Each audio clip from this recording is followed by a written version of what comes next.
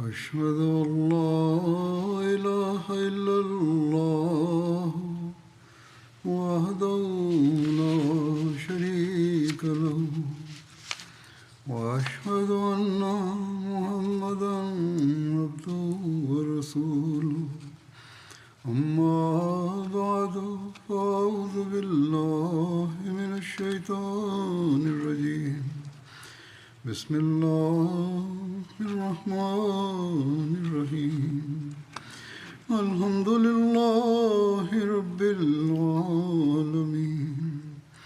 الرحمن الرحيم مالك يوم الدين إياك نعبد وإياك نستعين اهدنا الصراط المستقيم صراط الذين أنعمت عليهم غير المغضوب عليهم ولا الضالين.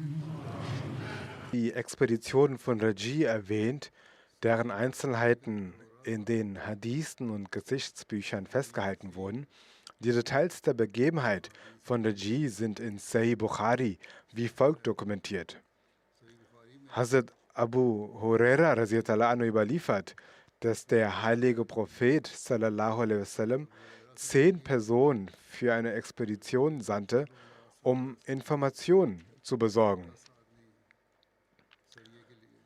Hazrat Asim bin Sabit Ansari radiallahu anhu wurde unter ihnen zum Anführer benannt. Sie ging los, bis sie in Huda ankamen. Dieser befindet sich Asfan und Mekka, der Ort. Sie wurden über Banu Layyan erwähnt, einem Zweig der Husayl.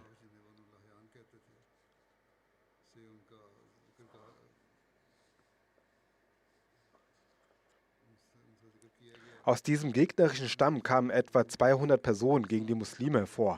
Sie alle waren Bogenschützen und folgten den Spuren der Muslime, bis sie den Ort fanden, an dem die Muslime ihre Datteln gegessen hatten. Die Gefährten hatten diese Datteln aus Medina als Wegzehrung mitgebracht. Die Banu Layyan erkannten die Datteln und sagten, dass es Datteln aus Yasrib seien. Sie verfolgten weiterhin die Spuren. Als Hazrat Asim und seine Begleiter sie sahen, zogen sie sich auf einen Hügel zurück. Der Feind umzingelte sie und sagte: Kommt herunter und ergebt euch uns. Wir geben euch unser Wort, dass wir euch nichts antun werden. Der Anführer der Expedition, Hazrat Asim bin Sabit, sagte: Bezüglich meiner Person schwöre ich bei Allah, dass ich mich nicht in die Zuflucht eines Kafirs begeben werde. Dann betete er: O Allah, benachrichtige deinen Gesandten sallallahu alaihi wasallam über uns. Der Feind schoss seine Pfeile auf die Gefährten und tötete Hazrat Asim sowie 7 weitere Gefährten. 3 der Gefährten kamen auf ihr Wort herunter. Khubayb Ansari radiallahu anhu, Ibn Dasna radiallahu anhu und eine weitere Person namens Abdullah bin Tariq radiallahu anhu. Der Feind nahm alle 3 fest, öffnete die Schnüre ihrer Bögen und band sie fest. Die 3. Person sagte daraufhin: Das ist der erste Verrat. Bei Gott, ich werde nicht mit euch mitkommen. Sie waren vorbildlich, gemeint waren damit die Märtyrer. Die Angreifer zogen den Gefährten und zwangen ihn mitzukommen. Als er sich weigerte, töteten sie ihn. Hazrat Khubayb radiallahu anhu und Hazrat Ibn Dasna nahmen sie mit und verkauften sie in Mekka. Hazrat Khubayb radiallahu anhu wurde an Banu Haris bin Amir bin Nofel bin Abd Manaf verkauft. Es war auch Hazrat Khubayb radiallahu anhu gewesen, der Haris bin Amir in der Schlacht von Badr getötet hatte. Hazrat Khubayb radiallahu anhu war nun ihr Gefangener.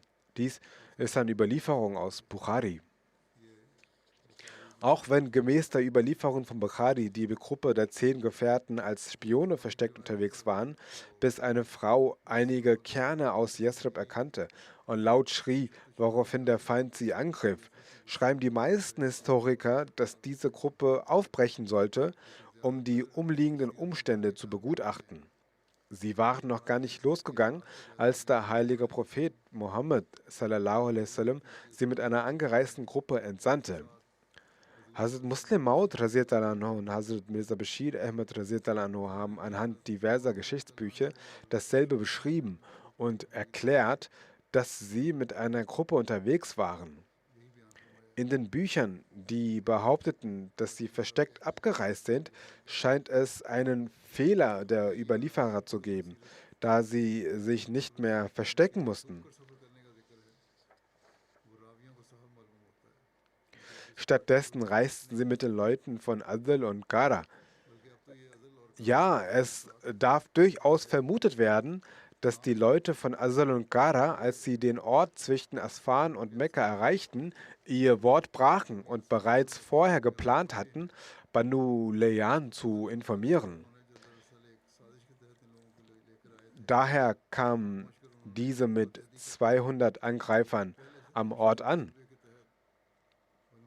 Allah weiß es am besten. Wie dem auch sei, die Angreifer der Banu Layyan, unter denen sich 100 ausgezeichnete Bogenschützen befanden, griffen sie dann an. Als dem Anführer Hazrat Asim und seine Begleiter von diesen Leuten erfuhren, stiegen sie auf einen Hügel namens Fatfat. In einer anderen Überlieferung wird der Name Kadet genannt.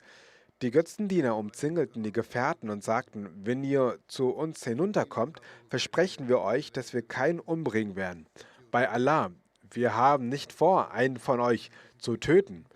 Wir haben nur die Absicht, im Tausch gegen euch den Mekkanern etwas zu bekommen. Darauf erwiderte Hazrat Asim, ich schwöre bei Gott, ich werde nicht hinunterkommen, um die Zuflucht bei einem Ungläubigen zu nehmen. Ich habe bereits gelobt, dass ich mein ganzes Leben lang die Zuflucht bei einem Götzendiener nicht annehmen werde.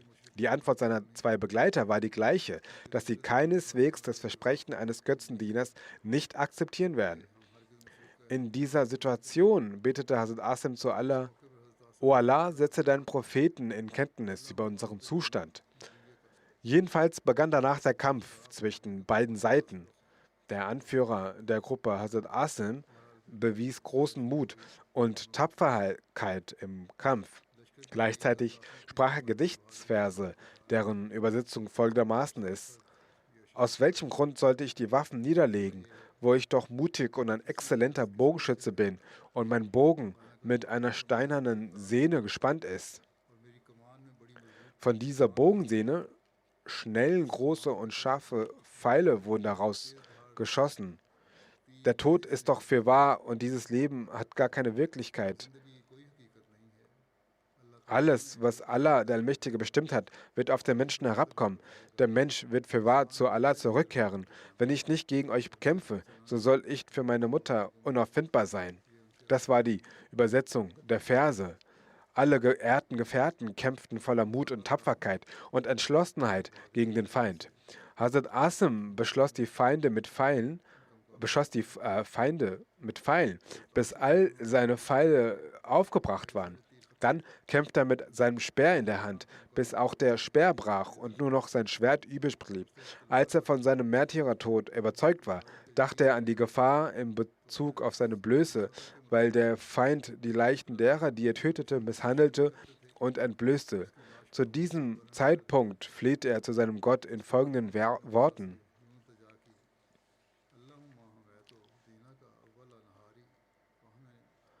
O Allah, ich habe seit Beginn des Tages deine Religion geschützt. Nun schütze am Ende des Tages du meinen Körper. Nachdem er dies betete, kämpfte er weiter. Mit dem Griff des Schwertes fügte er sogar 2 Leuten starke Verletzungen zu und tötete einen. Dann kam der Ruf des Todes und er konnte sich am Trunk des Märtyrertums laben. Damit erlangte er mitsamt 6 seiner Begleiter den großen Rang des Märtyrertods. Hazrat Mirza Bashir Ahmad Sahib hat dieses Ereignis schildernd Folgendes geschrieben. Im Monat Safar 4 nach Hijra versammelte der heilige Prophet sallam eine Gruppe von 10 Gefährten. Er nannte Asim bin Sabit radhiyallahu anhu zu ihrem Amir und befahl ihnen, sich heimlich nach Mekka zu begeben und Informationen über die Quraysh einzuholen und ihn dann über ihre Pläne und Motive zu informieren. Diese Gruppe war jedoch noch gar nicht aufgebrochen, als einige Leute aus dem Stämmen Adal und Gara vor den heiligen Propheten sallam traten und sagten, dass viele Leute aus ihren Reihen, Stämmen, den Islam zugeneigt seien und dass der heilige Prophet sallam einige Männer mit ihnen schicken sollte, um sie zum Islam zu bekehren und sie über den Islam aufklären zu können. Der heilige Prophet sallam nahm diese Bitte freudig auf und die gleiche Gruppe, die für die Erkundungsmission zusammengestellt worden war, wurde stattdessen mit ihnen losgeschickt. Wie sich jedoch später herausstellte, handelte es sich bei diesen Leuten in Wirklichkeit um Lügner, die auf Anstiftung der Banu Layyan, die sich für die Hinrichtung ihres Anführers Sufyan bin Khalid rächen wollten. Darum sind sie nach Medina gekommen und den Plan ausgehakt hatten, die Muslime anzugreifen, wenn sie unter diesem Vorwand aus Medina herauskommen würden. Als Gegenleistung für diesen Dienst versprachen die Banu Layyan den Bewohnern von Adal und Kara eine stattliche Belohnung von vielen Kamelen. Als die Verräter von Adal und Kara zwischen Asfan und Mekka ankamen, ließen die Banu Layyan heimlich wissen, dass die Muslime sie begleiteten und dass sie ebenfalls kommen sollten. Daraufhin machten sich 200 junge Männer der Banu Layyan, von denen 100 Bogenschützen waren, auf die Verfolgung der Muslime und überwältigten sie an einem Ort namens Raji. Doch wie konnten 10 Männer gegen 200 Krieger bestehen? Die Muslime hatten jedoch nicht gelernt, ihre Waffen hinzuwerfen. Die Gefährten stiegen sofort auf einen nahegelegenen Hügel und bereiteten sich auf den Kampf vor. Die Ungläubigen, die Betrug nicht als Verwerfliches ansahen, riefen ihnen zu: Kommt den Berg herunter, wir versprechen euch fest, dass wir euch nicht töten werden. Asim antwortete: Wir haben kein Vertrauen in eure Verträge und Vereinbarungen. Wir können nicht auf eure Garantie hinabsteigen. Dann erhob er seinen Kopf zum Himmel und sagte: O Gott, du bist Zeuge unseres Zustandes. Gib deinem Gesandten Kenntnis von unserem Zustand. Daraufhin standen Asim und seine Gefährten auf und kämpften und wurden schließlich in der Schlacht als Märtyrer getötet. Wie wurde der Leichnam von Hazrat Asim bin Sabit durch göttliche Einwirken gehütet? Er hatte ja zuvor gebetet, dass Allah seine Leiche schützen soll. Darüber schreibt Hazrat Mirza Bashir Ahmad Sahib ferner: Im Zusammenhang mit dieser Begebenheit von Raji wurde eine Erzählung überliefert. Denn als die Quraysh die Nachricht erhielten, dass Asim bin Sabit auch unter denen war, die durch Banu Layyan in Raji den Märtyrertod erlitten hatten, und da Asim radhiyallahu anhu ja derjenige war, der eine der wichtigsten Häuptlinge der Quraysh in der Schlacht von Badr erschlagen hatte, schickten sie eigens einige Männer nach Raji und wiesen sie nachdrücklich an, mit dem Kopf von Asim radhiyallahu anhu oder einen anderen Teil seines Körpers mitzubringen, damit sie Ruhe bekommen und ihr Durst nach Rache einfach gestillt werden könne. In einer anderen Erzählung wird berichtet, dass die Mutter des ermordeten Sulefa bin Saad geschworen hatte, aus dem Schädel des Mörders ihres Sohnes Alkohol zu trinken, und sie verkündete einen Preis in Höhe von 100 Kamelen für denjenigen, der mit seinem Schädel zurückkehren würde. Doch die Macht Gottes war jedoch so stark, dass diese Leute, als sie dort ankamen, Schwärme von Hornissen und männlichen Honigbienen sahen, die auf dem Körper von Asim radhiyallahu anhu saßen und sich nicht rührten. Die Leute versuchten alles, um die Hornissen und Bienen zu vertreiben, aber kein Versuch war tatsächlich erfolgreich. Schließlich, als sie keinen Erfolg sahen, kehrten sie schließlich frustriert und erfolglos einfach zurück.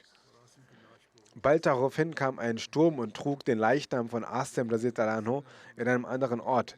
Es steht geschrieben, dass als Asim radhiyallahu anhu den Islam annahm, er versprach, sich von allem Unglauben zu enthalten, und zwar so sehr, dass er nicht einmal einen Götzendiener berühren würde.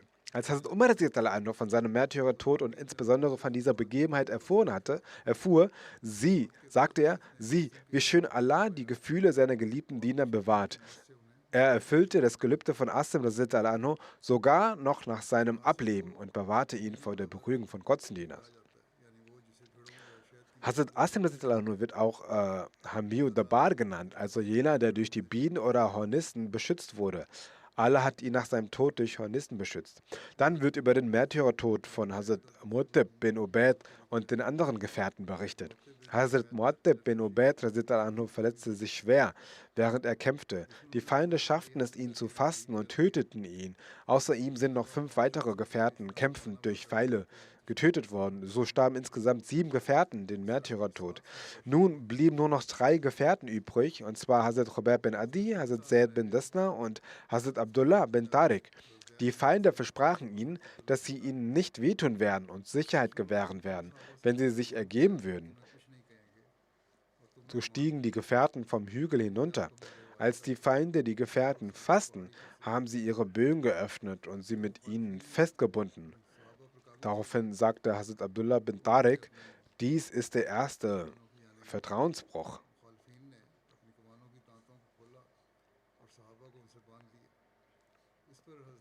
Bei Gott, ich werde nicht mit euch gehen. Ich bevorzuge den Weg dieser Märtyrer. Die Feinde versuchten ihn zwangsweise mitzunehmen und forderten ihn immer wieder auf, mitzukommen. Doch Hazrat Abdullah bin Tariq hörte nicht auf sie. Daraufhin töteten sie auch Hazrat Abdullah.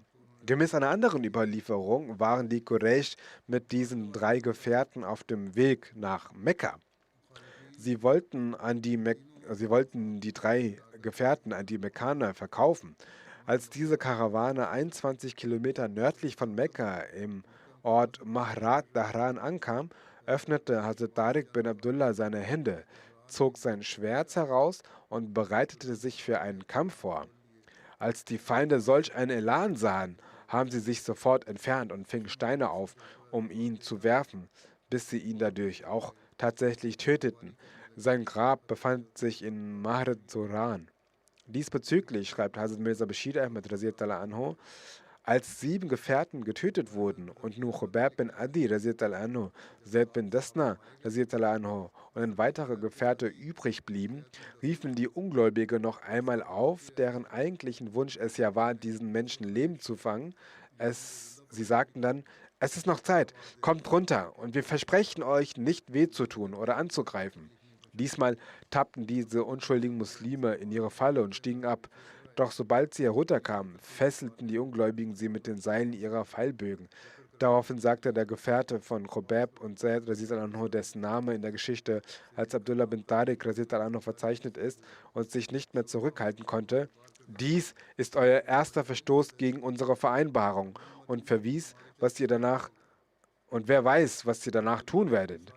Und Abdullah weigerte sich, mit ihnen fortzugehen. Die Ungläubigen schleppten Abdullah ein Stück weit mit und schlugen ihn und griffen ihn an, töteten ihn dann und ließen ihn tot zurück. Da die Rache der Mekkaner gestillt wurde und um den Quraysh zu gefallen und auch aus Geldgier nahmen sie Khubayb Raziyallahu und Zaid Raziyallahu und machten sich auf dem Weg nach Mekka. Als sie dort ankamen, verkauften sie beide an die Quraysh. Khubayb wurde von den Söhnen von Haris bin Amr also von den Söhnen von Haris bin Amir bin Nawfal gekauft, weil Khubayb anhu Haris in der Schlacht von Badr getötet hatte und Zaid anhu wurde von Safan bin Umayyah gekauft. Hazrat Khubayb bin Adi und Hazrat Zaid bin Desna wurden von den Quraysh eingesperrt und nach Mekka mitgenommen. Als sie in Mekka ankamen, wurden sie dort tatsächlich dann auch verkauft. Wie bereits zuvor erwähnt wurde, hatten die Söhne von Haris bin Amir Hazrat Khubayb gekauft, damit sie Vergeltung für ihren Vater Haris ausüben konnten, den Khubayb in der Schlacht von Badr getötet hatte. Gemäß Ibn Ishaq hat Hujair bin Abu Ehab Tamimi Khubayb gekauft, der ein Verbündeter der Söhne von Haris war. Von ihm hat dann Uqba, der Sohn von Haris, Khubayb gekauft, damit er Vergeltung für die Tötung seines Vaters ausüben kann. Ebenfalls wird überliefert, dass Uqba bin Haris Khubayb vom Stamm Banu Najjar gekauft hatte. Weiterhin wird auch überliefert, dass Abu Ehab Ikrama bin Abu Jahl, Achnas bin Surek, Ubaidah bin Hakim, die Söhne von Umayyah bin Abu Uqba Hasni sowie Safan bin Umayyah allesamt gemeinsam Hazrat Khubayb gekauft hatten. Das waren all die Personen, deren Väter in der Ghazwa von Badr getötet wurde. Sie alle hatten Khubayb gekauft und ihn dann Uqba bin Haris übergeben, der ihn sodann zu Hause gefangen hatte. Ibn Hisham überliefert, dass er beide, also Hazrat Khubab und Hazrat Zaid bin Desna, als Tausch gegen die Gefangenen von Chuzail verkauft hatte, die in Mekka waren. Nach einer Überlieferung wurde Hazrat Zaid für ein Miskal Gold verkauft. Nach einer weiteren Überlieferung wurde er für 50 Kamele verkauft. Genauso wurde Hazrat Khubab für 50 Kamele verkauft. Nach einigen anderen Überlieferungen wurde Hazrat Khubab für 100 Kamele und nach einer anderen Überlieferung für 80 Miskal Gold verkauft. Es wird gesagt, dass einige aus der Quraysh daran teilnahmen und sie beide, also Hazrat Khubab und Hazrat Zaid bin Desna, mit in den heiligen Monat Sulqada einhergingen und sie gefangen hielten, bis der heilige Monat nicht vorbei war.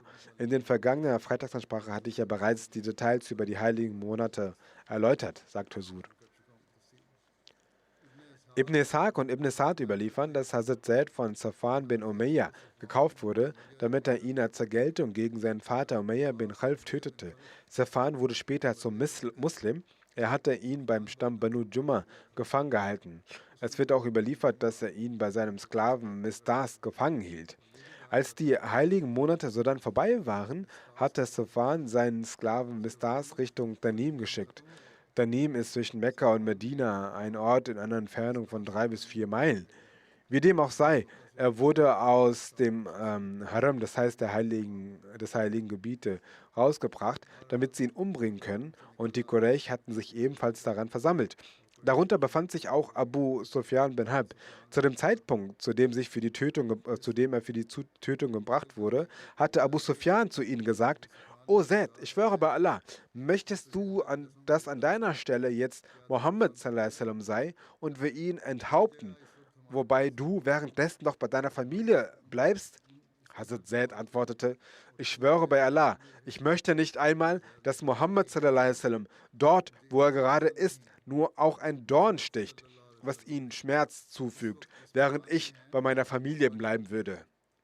Daraufhin sagte Abu Sufyan: Ich habe noch nie jemanden unter den Menschen gesehen, der jemand so sehr liebt, wie die Gefährten von Mohammed sallallahu alaihi wasallam, Mohammed sallallahu alaihi wasallam lieben. Danach hatte Mistas Hazrat Zaid radhiyallahu anhu getötet.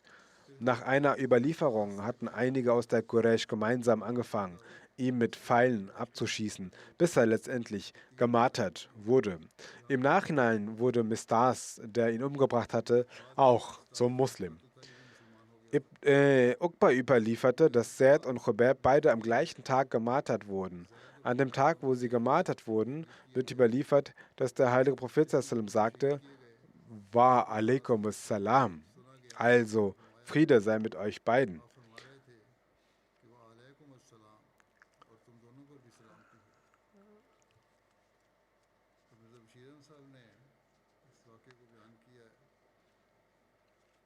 Hazrat Mirza Bashir Ahmed Sahib hat diese Begebenheit wie folgt beschrieben: Safwan bin Umayya hat seinen Gefährten Zaid bin Desna mit aus dem Haram gebracht. Eine Gruppe aus den Anführern der Quraysh war mit dabei.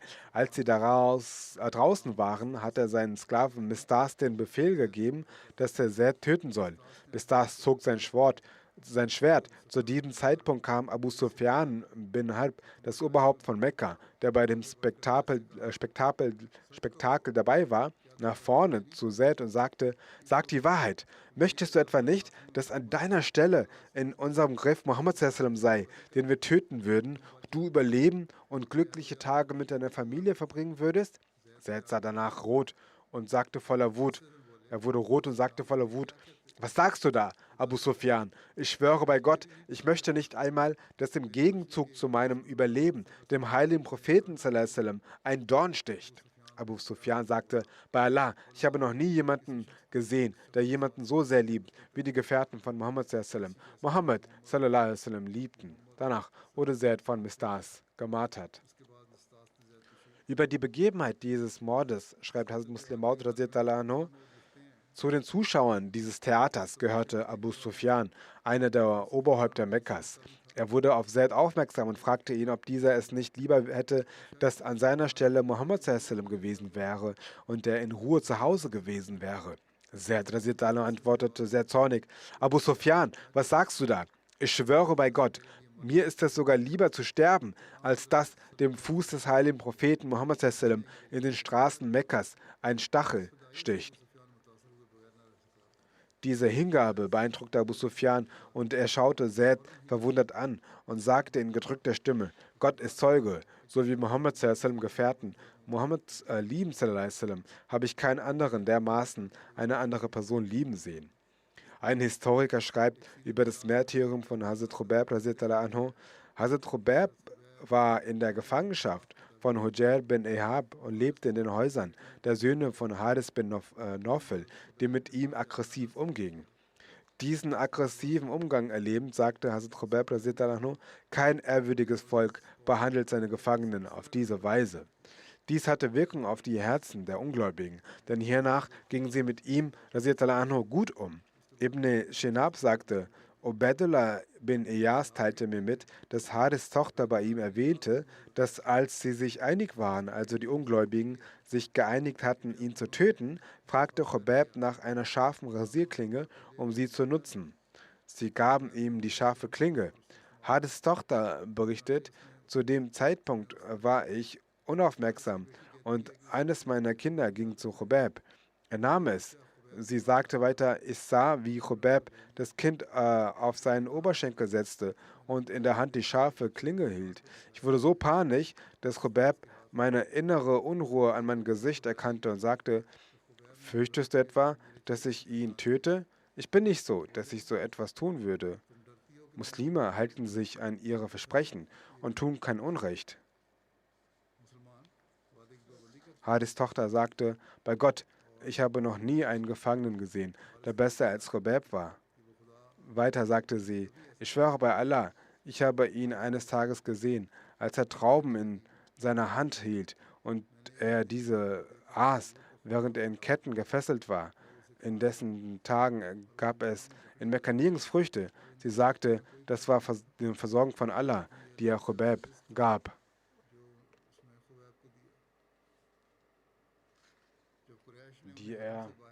Das war eine Versorgung von Allah, die er Khubayb gab. Als die Quraysh ihn aus der heiligen Stätte führten, damit sie ihn an einem solchen Ort töten könnten, der nicht heilig war, sagte Khubayb, gestattet mir, 2 Rakat zu verrichten. Sie erlaubten es ihm. Er verrichtete 2 Rakat und sagte, wenn ihr jetzt glaubt, dass der Zustand, in dem ich während dieses Gebetes war, aufgrund von Angst ist, dann hätte ich dieses Gebet auf jeden Fall länger verrichtet. Dann sagte er radhiyallahu anhu zu seinem Gott betend, O Allah, das bedeutet also, ihr wähntet, dass ich vielleicht länger beten würde, um zu entkommen, beziehungsweise ich hielt das Gebet deshalb kurz, damit ihr nicht glaubt, dass ich vielleicht, um den Tod zu entkommen,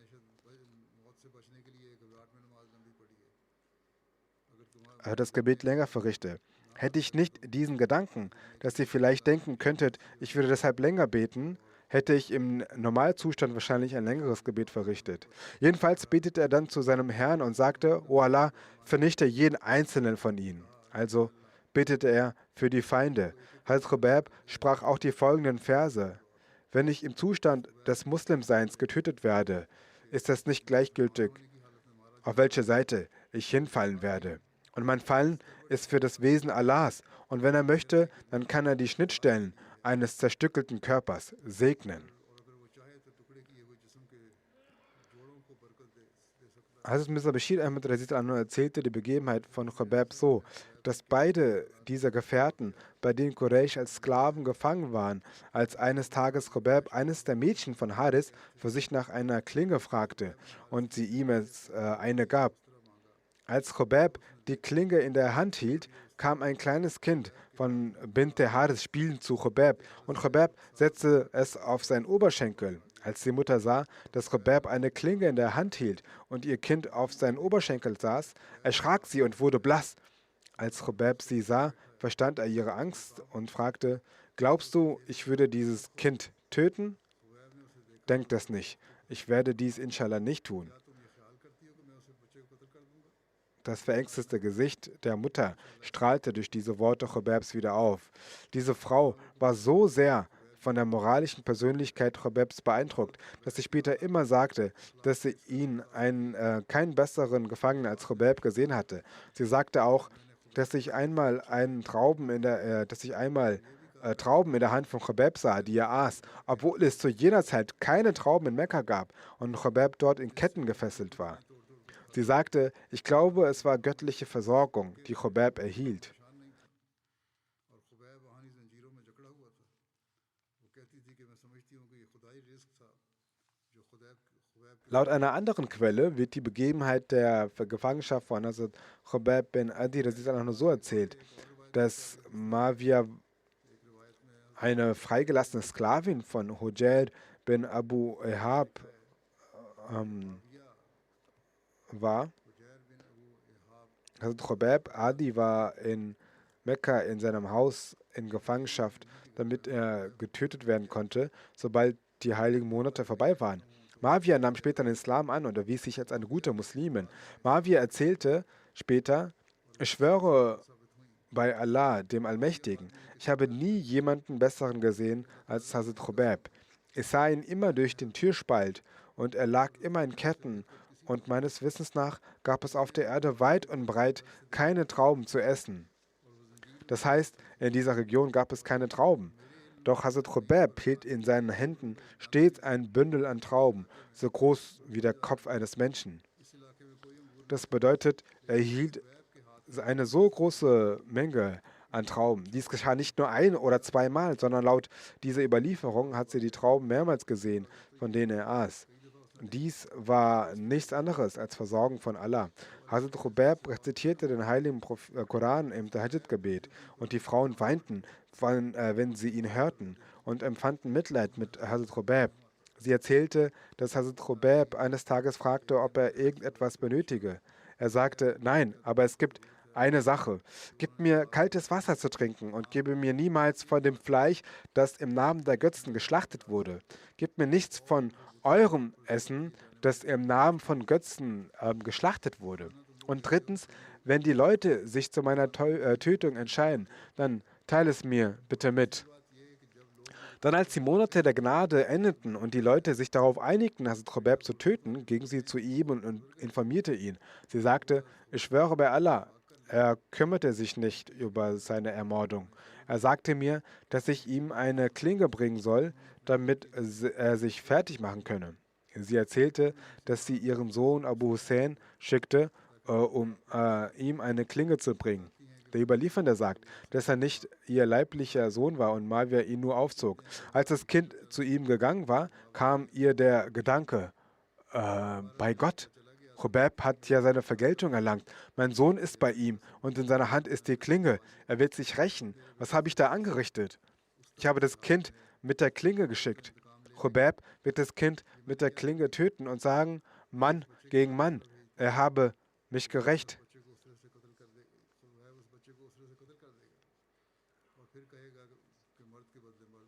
Sie sagte, als mein Sohn mit der Klinge zu ihm kam, sagte er zum Kind,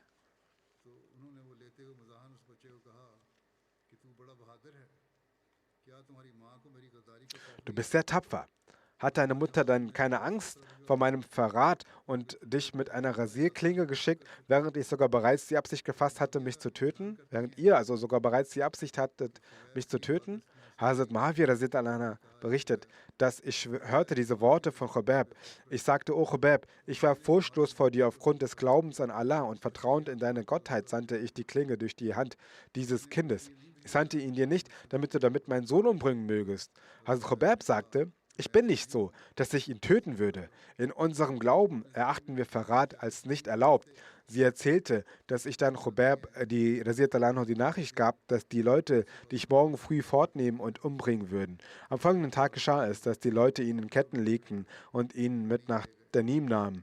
Und dies ist, wie gesagt, eine Ortschaft 3 Meilen von Mekka entfernt.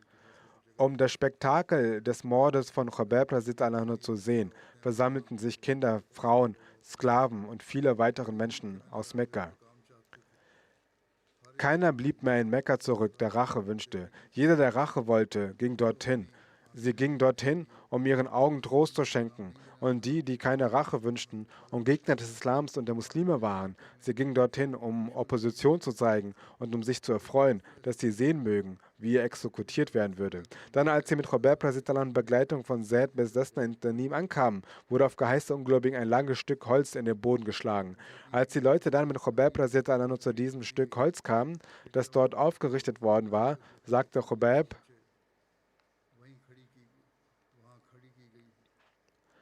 Kann ich die Zeit bekommen, 2 Rakat zu verrichten? Die Menschen antworteten: Ja. Hazrat Khobab verrichtete in Kürze 2 Rakat und er zögerte sich nicht in die Länge. Wie ich erklärt habe, zog er das Gebet deshalb nicht die Länge, damit sie nicht etwa dachten, dass er ein langes Gebet verrichtete, um den Tod zu entkommen. Der Überlieferung zufolge, die mit Referenz von Ibn Sa'd eben erläutert wurde, Hazrat Mawiyah, eine befreite Sklavin von Hujayr bin Abu Ayyab, in dessen Haus Hazrat Khobab gefangen gehalten wurde. Allama ibn Abdul Bar zufolge wurde Hazrat Khobab im Hause Uqbas gefangen gehalten und Uqbas Ehefrau sorgte für seine Ernährung und während des Essens pflegte sie ihn loszubinden. Wie auch immer, dies waren die Opfer und die Furchtlosigkeit von dem Tode. Sie waren stets bereit, im Wege des Islam ihr Leben zu opfern. Diese Erzählung beinhaltet noch weiteren Inhalt. Ich werde ihn inshallah in Zukunft erläutern.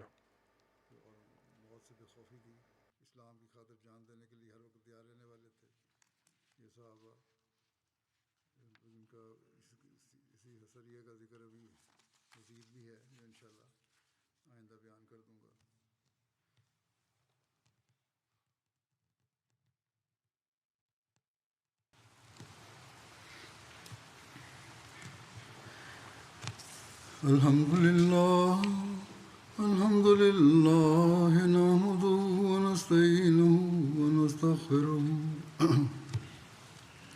wa nu'minu bihi wa natawakkalu alayhi wa na'udhu billahi min shururi anfusina wa min sayyiati a'malina.